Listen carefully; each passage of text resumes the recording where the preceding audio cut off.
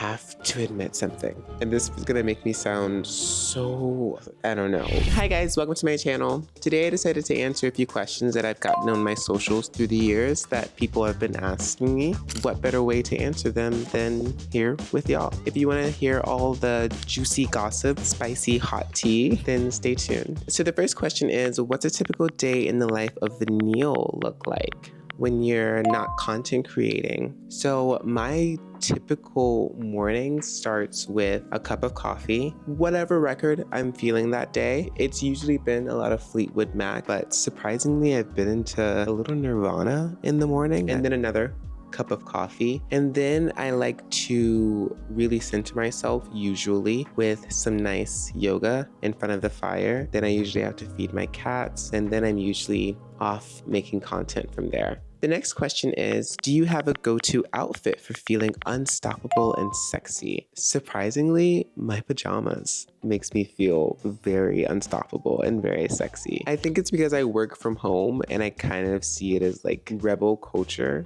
to be wearing my pajamas. Being the content creator that I am, I've actually acquired some very sexy, luxurious pajamas that look very sexy while not being too crazy. I put one of those on and I feel like $1,000,000. Okay, the next one says, what's the most unexpected fan message you've gotten in your DMs that actually made you laugh out loud? Oh God, that's a tough one because I get so many that make me laugh out loud. The funniest thing is that sometimes people will use my DMs as like basically their meme folder. It very much just seems like they'll just send me memes that they want to look at later and laugh at. Honestly, I just sit there and I scroll them because what else am I going to do? The funniest ones that I get are people confessing their undying love for me and how much they want to marry me and have 20 children with me and a dog and a cat and a bird. Then 10 minutes later, they block me. And I look on their page and it's like, devoted father of 3, lover of Christ. And I'm like, okay, anyway. And those are really funny. I always check out those dudes and check out their icons and their bios because I'm just that nosy. I have to know. It's never not hilarious. Anybody confessing their undying love for me has always had a very questionable bio.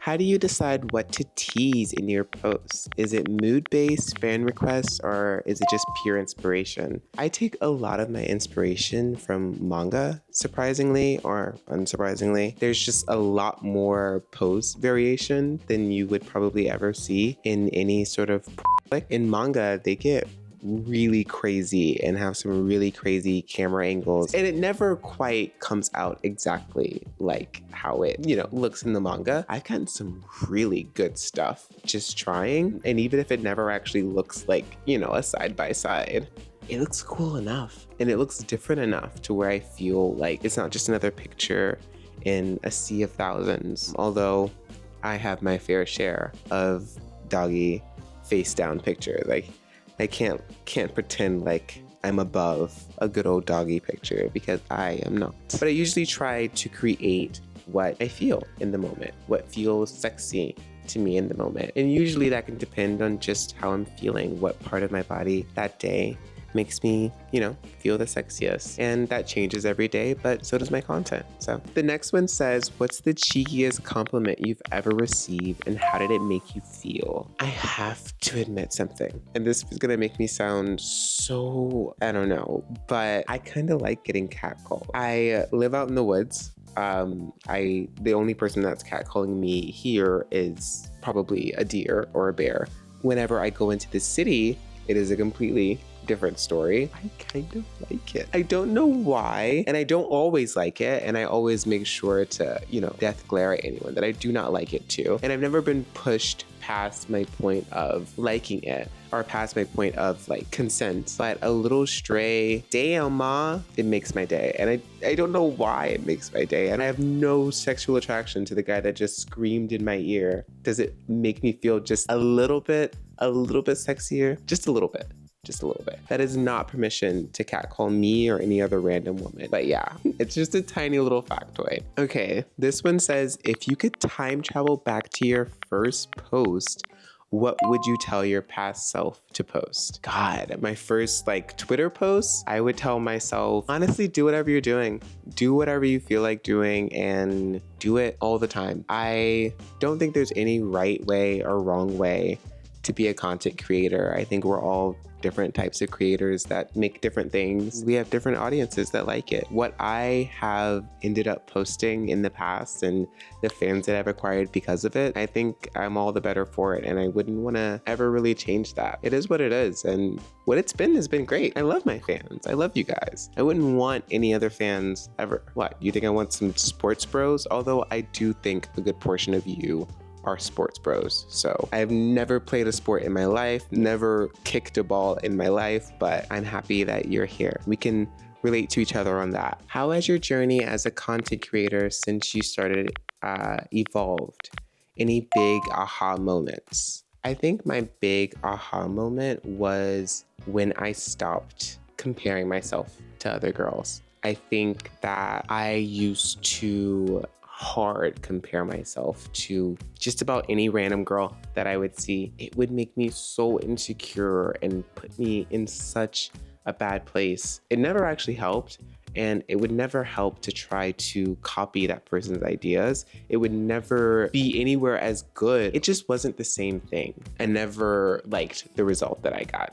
So once I stopped doing that, I realized, oh wow, I can do anything I want. I don't have to be in a sea of other girls. I can be a different kind of girl. I can be not like other girls. I can be worse. So that's what I'm doing now. I'm gonna be worse. Looking ahead, what's one exciting thing you're planning for your fans in the coming months? New content drops, collabs, or surprises? There is a lot of content in the can right now that is like so jumbled up in my mind that I can't even talk about. In my brain, it's like a big giant, I can't even say this on YouTube, but it's like a big giant G. Everyone's having a good time. So I have a lot of content that's coming out very soon. And I'm also going to be filming a lot of feature length things coming up soon. None in the can yet. It's in the very, very early stages. So I'm very, very excited about that.